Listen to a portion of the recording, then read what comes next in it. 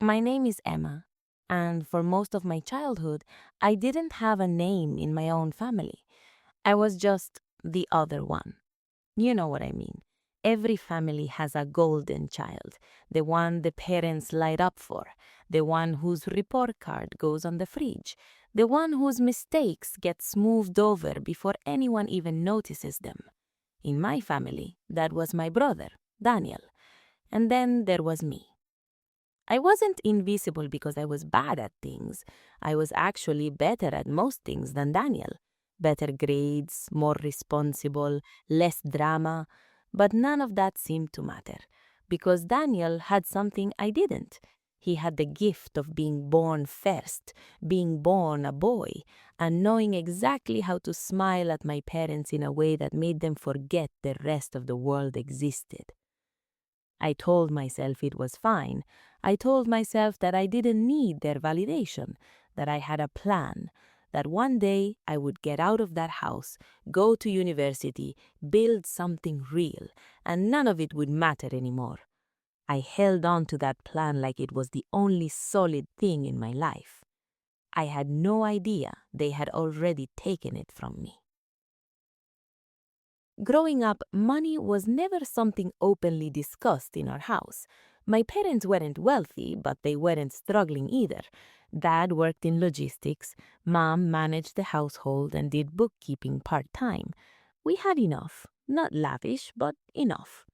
What I did know, what my mother had told me herself more than once, was that she had been setting aside money for my education, a college fund. She'd started it when I was 12. Every birthday she'd mention it like it was a promise. It's growing, Emma. Don't worry. When the time comes, it'll be there. I believed her. Why wouldn't I? She was my mother. By 16, I had my whole path mapped out. I was going to study business administration, maybe going to finance or marketing. I spent my junior year of high school obsessively researching programs, tuition costs, dorm options. I stayed up late, I wrote practice essays, I did everything right. Daniel, meanwhile, had dropped out of his first semester of community college and was telling everyone he was figuring himself out. My parents nodded like it was wisdom, like dropping out at 19 was just a phase, a quirky detour on the road to greatness. I said nothing, I just kept studying. The conversation happened on a Thursday evening in March. I remember it was raining, one of those cold, heavy rains that makes the windows fog up at the edges. I had just gotten my acceptance letter. A good school, not Ivy League, but solid, exactly the program I wanted. I printed it out and brought it to the kitchen table like a trophy. My mom looked at it for a long time, and then she looked at me, and something in her face changed. Emma, she said quietly, we need to talk about the fund. I remember feeling this sudden cold in my chest, like the rain had gotten inside somehow. She sat across from me and folded her hands on the table, the way she always did when she was about to say something she'd rehearsed. And then she told me. The money was gone. Not lost, not stolen, given. 18 months earlier, Daniel had come to my parents with a business idea, some kind of import venture. He'd been vague about the details, of course. He needed startup capital. He needed it fast. And my parents decided quietly, without telling me, to give him my college fund to help him launch. Every dollar of it. I sat there and I didn't say anything for a long time. I couldn't. It felt like the floor had just dropped out from under me and I was still pretending to stand. We thought Daniel needed it more urgently, Emma. You're smart, Emma. You'll find a way. You always do. I looked at her, and for the first time in my life, I truly saw her. Not as my mother, but as a woman who had chosen her favorite child so completely that she'd stopped even pretending to hide it.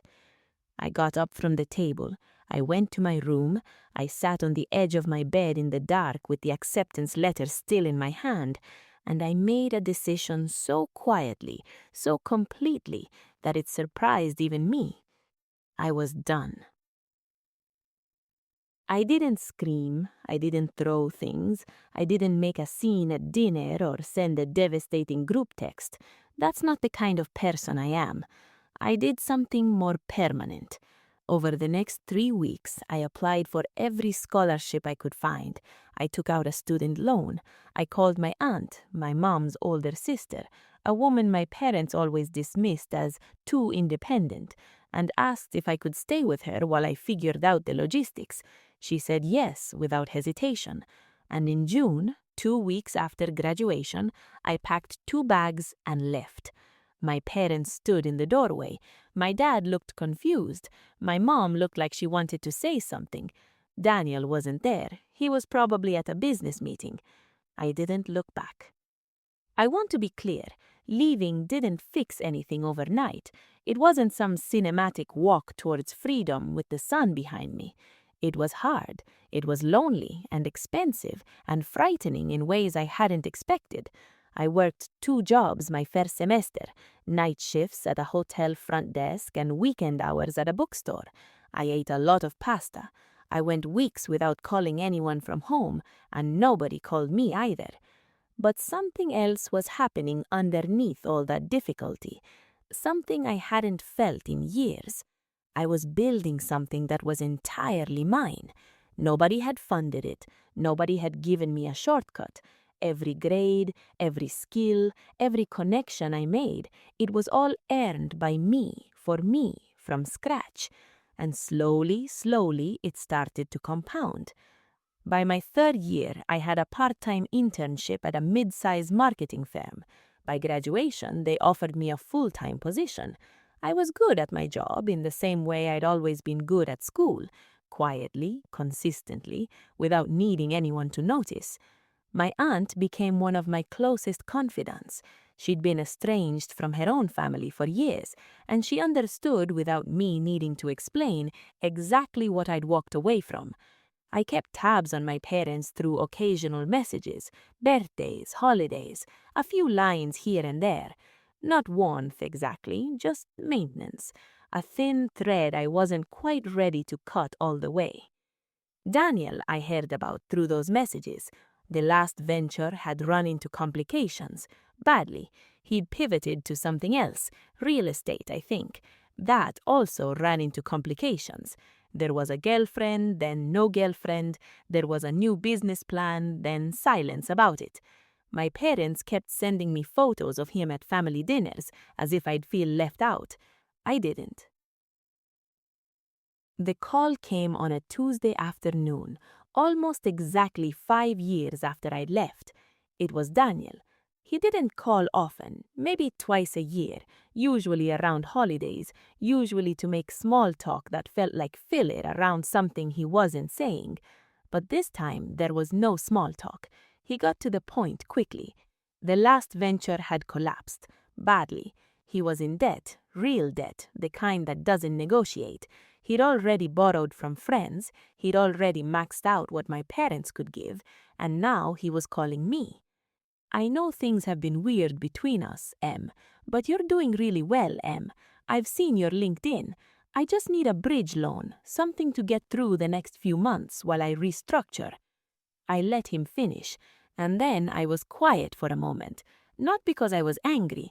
I actually wasn't angry, which surprised me. Daniel, I said, do you remember my college fund? A pause. That was a long time ago, Em.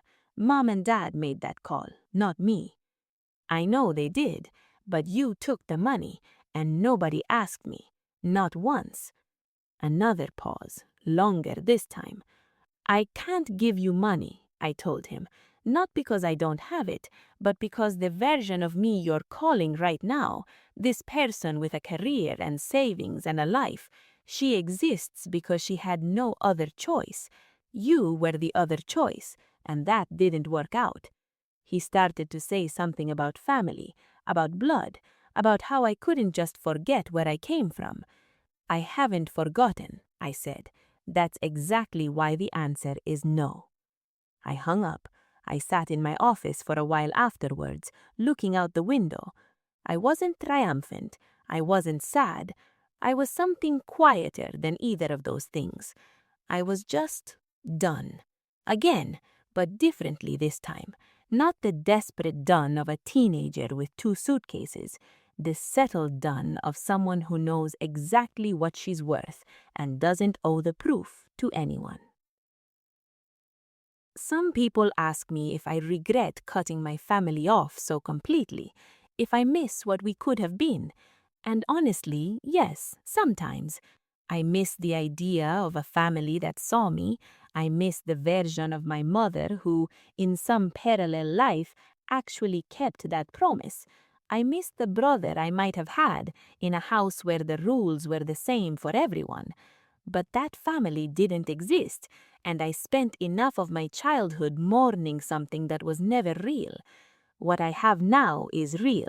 The career, the friendships, the quiet apartment where every single thing was chosen by me and paid for by me.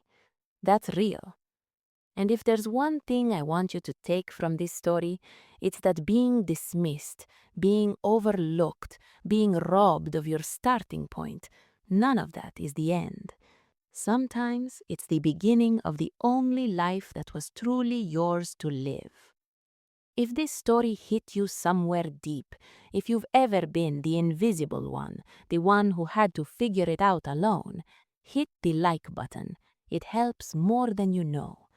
And subscribe, because there are more stories coming. Stories about people who were counted out, who walked away, who rebuilt from nothing. See you next time.